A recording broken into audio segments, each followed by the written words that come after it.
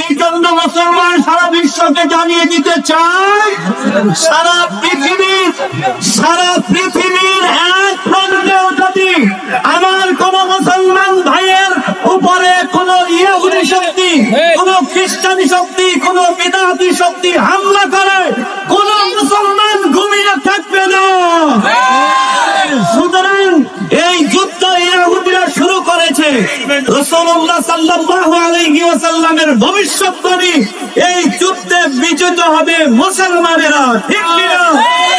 সুতরাং আমরা বিজয়ী শক্তির বেশে ঈমানী চেতনা নিয়ে ইহুদিদের বিরুদ্ধে সারা পৃথিবীর মুসলমান এক হয়ে ঝাঁপিয়ে পড়ব ইনশাআল্লাহ।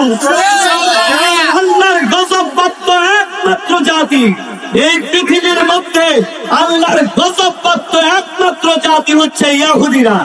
এদের উপরে আল্লাহর গজব পড়েছে এবং ভবিষ্যতে এদের উপরে আল্লাহর গজব পড়বে। কি বল, ঠিক না? সুতরাং আমরা মুসলমানরা এক, এখন দরকার হচ্ছে মুসলমানদের ঐক্য। আমরা ধর্ম পরিচয় ভুলে গিয়ে আমরা মুসলমান, এই পরিচয় আমাদের সবার আগে। কি বলেন, ঠিক কিনা?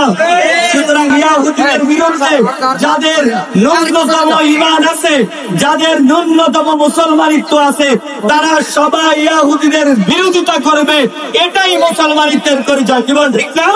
আল্লাহ রাসূল ভবিষ্যৎবাণী করে গিয়েছেন, কিয়ামতের আগে ইহুদিরা মুসলমানদের হাতে পরাজিত হবে, গাছের পিছনে পাথরের নিচে পলায়ন করবে, আল্লাহ গাছের জবান খুলে দেবে, আর গাছ বলবে, এ মুসলমানেরা আসো, আমার পিছনে ইহুদি লুকিয়ে আছে, ফাকতুলুহু, তাকে হত্যা করো। সুতরাং আমরা কি ইহুদিদের বিরুদ্ধে মুসলমানরা এক হতে রাজি নই? আমার নামে এক হতে রাজি আছি কিনা? তাহলে আমরা সবাই এই সারা পৃথিবীর মুসলমান এক হয়ে ঘোষণা দিব, বিশ্ব মুসলিম এক এবং একক। নারে